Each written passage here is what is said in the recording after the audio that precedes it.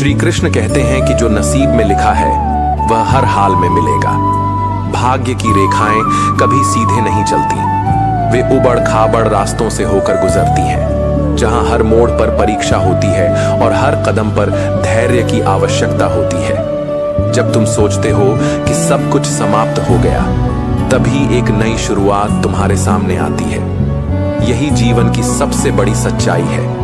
जो तुम्हारे लिए तय हुआ है उसे कोई छीन नहीं सकता। चाहे समय विपरीत हो, राह में कांटे बिछे हों या समस्त संसार तुम्हारे विरुद्ध खड़ा हो जाए, जो तुम्हारा है वह तुम तक पहुंचकर ही रहेगा। तुम्हारी मेहनत, तुम्हारा धैर्य और तुम्हारा विश्वास, यह सब उस तय नियति को पूरा करने के मार्ग बनाते हैं। कभी कभी प्रतीक्षा लंबी होती है, पर इसका अर्थ यह नहीं कि अंत नहीं आएगा। जीवन उस मोड़ की तरह है जहां हर अंधेरे के बाद एक नई रोशनी छिपी होती है।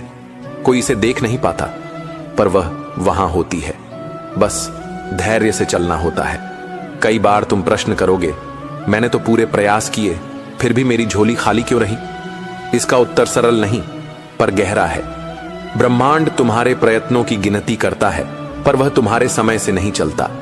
उसका समय अलग होता है, और जब वह देता है तो तुम्हारी कल्पनाओं से भी कहीं अधिक देता है। जो तुम्हारे भाग्य में लिखा है वह हर परिस्थिति में तुम तक पहुंचेगा। भले ही पूरी दुनिया उसे तुमसे दूर करने की कोशिश करे, कोई ताकत तुम्हारे भाग्य को बदल नहीं सकती। हाँ, कर्म जरूर उस दिशा को मोड़ सकते हैं, परंतु वह भी तब जब तुम स्थिर चित्त होकर बिना किसी अपेक्षा के समर्पण से कर्म करते रहो।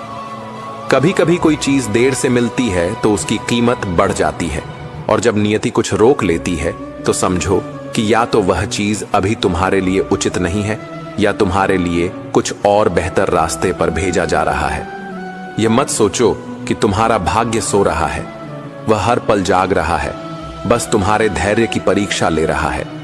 हर पल जो बीतता है वह उस अदृश्य स्क्रिप्ट का हिस्सा है जिसे तुम्हारी आत्मा ने चुना था।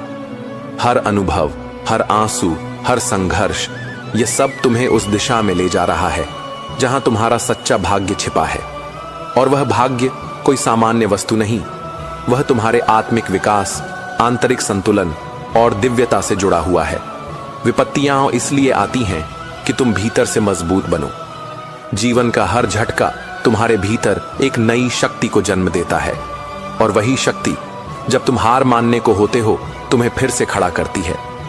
कुछ खोकर ही तुम सीखते हो कि जीवन का सार केवल पाने में नहीं, बल्कि सहने और संवारने में है। मनुष्य यह भूल जाता है